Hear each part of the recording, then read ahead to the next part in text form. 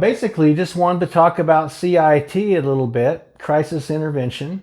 And some of you are probably mental health officers as part of your jobs, as secondary assignments, or maybe you're put through the training or something like that.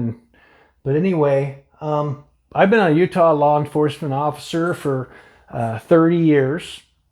I've been a CIT officer on the crisis intervention team for about 20 years, just over 20 years. And I did a lot of really good work in patrol with the Salt Lake County Sheriff's Office and Unified Police Department where I worked. It was very fulfilling work, and there's a big need for that. For those of you mental health consumers out there that you might be watching this video, if you ever, either you or if your family ever has a need for law enforcement to respond to your house on a situation, or maybe you don't have a mental illness, but maybe you're just going through a crisis in your life, you can always request a mental health officer through the dispatcher to respond.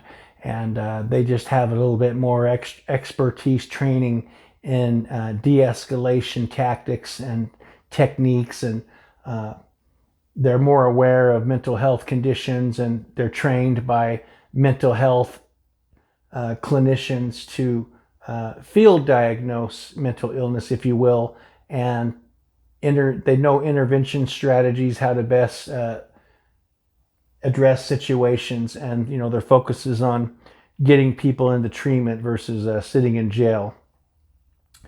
I know when I got out of the CIT training after completing a 40-hour training that was hosted by the Salt Lake City Police Department, I was issued a CIT pin, and I just want to show you what it looks like. And so I wear this on my uniform, okay? I've had that pin for over 20 years, and some people in the mental health community are aware of what that is, and some are not. But, if you see that on an officer's shirt, I wear mine by my badge right there. I have been told by consumers that, that brings them a sense of comfort, and knowing that that officer kind of understands at least a little bit through some training of what they're going through. So anyway, this is also a shout out to all the Leos and everybody that I mentioned earlier. It's tough. I know. I get it. I mean, our jails, our prisons, our budgets, and our municipalities, they just don't have the financial resources to address this problem adequately. The courts don't have the money for it. Hopefully, in your jurisdiction, your courts do have a mental health program. I know our 3rd District Mental Health Court here in Utah has got a really good program, and I've done a lot of good work in that. And I've actually had some accommodations from the 3rd District Mental Health Court on some cases that I've done, as well as from my division commander. And some of those cases I'll probably talk about in some future videos. But for those of you that are not aware, the crisis intervention program actually started in Memphis, Tennessee in 1987. This stemmed from an incident that occurred back then. And what happened is these patrol officers were responding on a suicidal subject. He was a black man, and he had a knife, and he was making threats to harm himself. And these white officers responded out there, and this situation escalated after this man being told to put this knife down resulted in a deadly force shooting. And as you can imagine, I mean, it's kind of similar to the George Floyd story that sparked all those riots, but there was a big outrage in the community to do something, and so the mayor demanded that the police come up with some ideas to better address this situation. And so in 1988, I believe the following year, that's when the first CIT program was started. And then it slowly trickled on through all of the states throughout the U.S. and police departments, and were starting their own programs. And then I remember around the year 2000, the turn of the century, was when it came to Utah, Salt Lake City, Utah. Salt Lake City Police Department actually had their first program. And I was a young deputy sheriff at the time. And I had heard about some people going through this program, and back then there was, kind of a stigma with officers. It wasn't something they really wanted to do for training. I think that's changed a lot over the years, and it's definitely officers are realizing how important it is, and you're seeing a lot of volunteers go into that program. But I remember what really prompted me to get into this program was I was working in patrol, and I was on a trespasser call. And there was this guy out here. He had his horse impounded earlier in the week, and he went over there after hours, and we were going on an alarm drop. And we confronted this male out here by the horse stall out in this field, and we were just, explaining to him that he couldn't be there, and that, we wanted to talk to him, and he just escalated that situation. And it didn't matter what we did. The guy just seemed like he just wanted to provoke it with us. And then I remember this man during this, he said, "I'm going to kill both of you. I have a gun and it's in my coat." And so I drew my gun on this guy and I said, "Well, don't reach for any weapons and get on the ground." Well, that didn't scare him at all, and he just said, "Well, asshole, why don't I just shoot both of you? I'm going to kill both of you, and I'm going to count to 5. And he reached in his coat, this big baggy coat. He says, "I'm going to count to 5 and you're both dead. 1, 2.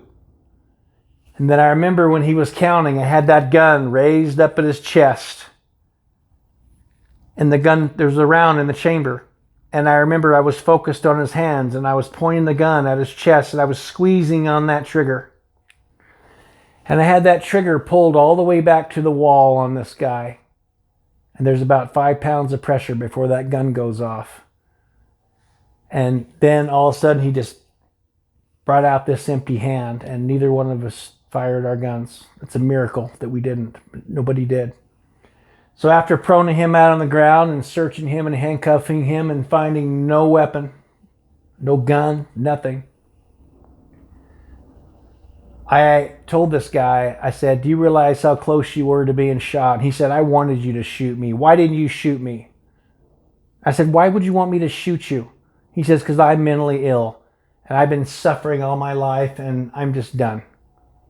So I said, "Well, let's get you some help." And I took him to the jail and alerted the mental health staff as to what this guy's condition was, and got a little bit of history on him. I don't know how that guy's doing. I never talked to him after then. I hope he's all right. But, it was obviously a suicide by cop situation. But, it was after that I decided that I wanted to be a CIT officer, and I wanted to help people with mental illness. And I wanted to learn how to de-escalate situations and how I could help people. And so that's what I did. I went to that CIT academy, and I learned a really lot of good techniques and strategies. So anyway, when I went to this 40-hour CIT academy, probably the most important part of that training that I did was towards the end of the week. And we went to the state hospital and we did a tour. And then after the tour and meeting some of these people that have been in the mental hospital for years and telling their stories, and they're likely to never get out because of mental illness. But when we went back and before we left, they had us, they put us some headphones on us, and there were these voices that we had to listen to. And it was just voices of like what a schizophrenic would go through. And I remember as we had to listen to these voices with these plugs in our ears, we would have to interview people that were suspected of mental illness. And so we would do like a mock call, like we were on patrol. And I remember how difficult it was to concentrate and how to get information and do my job when all these voices were like in my head playing. And I remember I left that training with this big migraine headache because of that. And it just really just opened my eyes as to what mental health consumers go through in the community. And it was just profound what I went through. But anyway, the biggest part of the program is learning not only how to recognize mental illness in somebody and when they're going through a crisis, but also de-escalation tactics and strategies that you can learn, and intervention strategies, how to get these people help. And that is really important with CIT. So anyway, my next videos will probably be on started getting into intervention strategies and de-escalation tactics. I know in Utah, at least for our agency, we're actually required by our legislature to attend CIT and de-escalation training and things like that. And maybe you could go through your employer and maybe get some training hours on these videos.